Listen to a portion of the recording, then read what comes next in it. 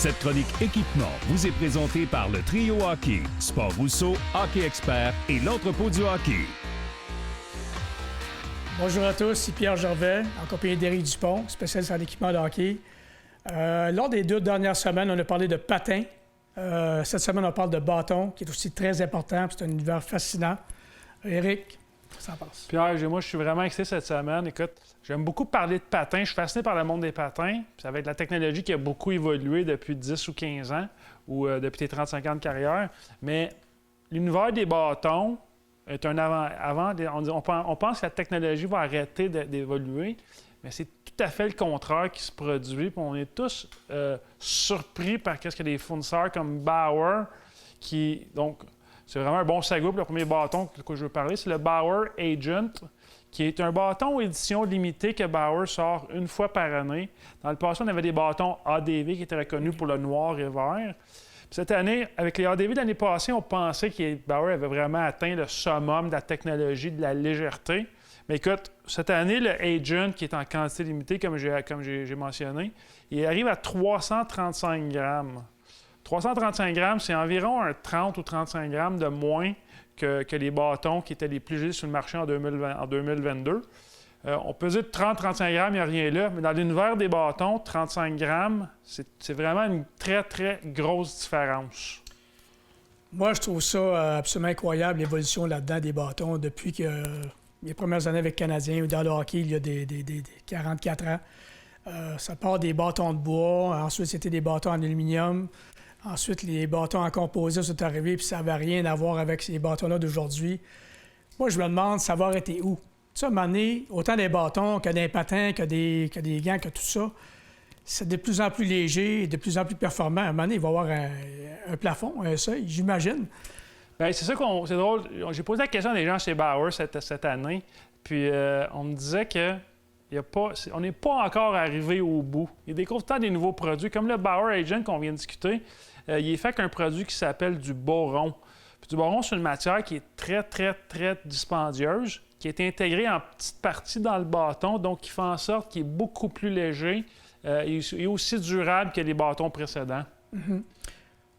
Le prochain bâton, tu parlais de l'évolution de l'aluminium, du bois. Je sais que tu te souviens des bâtons de bois de Sherwood qui étaient vraiment faits à Sherbrooke, qui est connu pour ça. Mais le petit fameux 50-30. C'est exactement ça. Avec ça. Oui. On en a encore des 50-30, mais c'est pas très populaire entre moi et toi. Mm-hmm. Surtout quand Sherwood sort un bâton comme celui-ci, qui est le Code TMP Pro, qui est vraiment...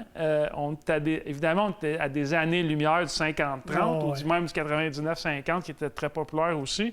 Point de vue construction, légèreté, mais aussi le prix dans Sherwood qu'il ne faut pas oublier, qui est une marque qui fait des très bons produits, mais qui est un petit peu moins cher que d'autres marques. Donc, un très bon produit à considérer.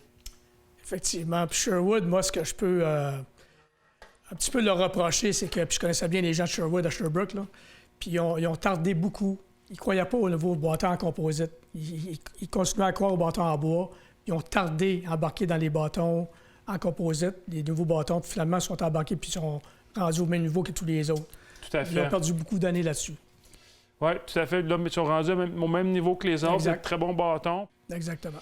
Écoute, au long de ta carrière, tu as dû voir beaucoup de changements, comme tu expliquais, d'évolution.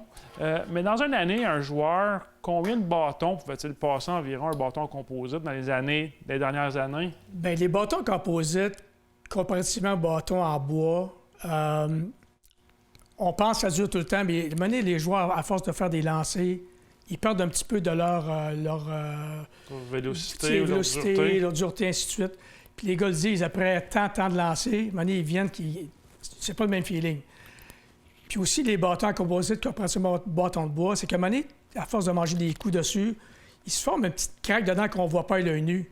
Puis c'est pour ça que des fois, on voit un lancer frapper sur réception, puis on voit le bâton casser en deux. Parce que c'est pas cassable, ces bâtons-là. Là. Tu peux prendre 500 shots en ligne, ça ne cassera jamais. Mais les joueurs aiment beaucoup ça. Le feeling, les lancers surtout. Les lancers, c'est tellement plus précis, rapide, surtout sur réception. Là. Moi, je me rappelle au début, ça a changé tout. Là. Les gardiens de but, même eux, disaient « C'est quoi ça, cette affaire-là? » Ils étaient tous surpris, tout le monde. Mais les gars, ils sont vraiment plus à l'aise avec ces bâtons-là.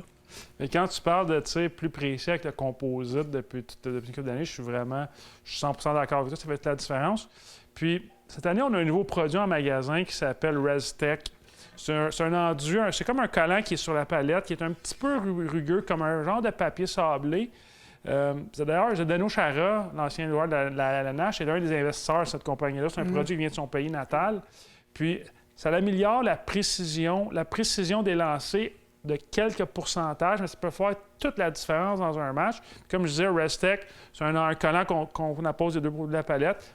Puis je pense que c'est très, très bon. Puis moi, des joueurs de hockey, surtout de la Ligue nationale, c'est des gars qui ne sont pas portés à changer grand-chose. Je me rappelle, Zeno m'en avait donné, j'en avais mis dans le vestiaire. Les gars regardaient ça, puis ils n'osaient pas trop essayer. C'est tellement drôle. Ils sont pareils avec les patins, pareils avec n'importe quoi. Mais effectivement, c'est très, très bon pour les joueurs, ça. Donc, merci, Éric. Encore une fois, très intéressant. On se revoit la semaine prochaine pour une autre chronique sur les bâtons. Bonne semaine, tout le monde.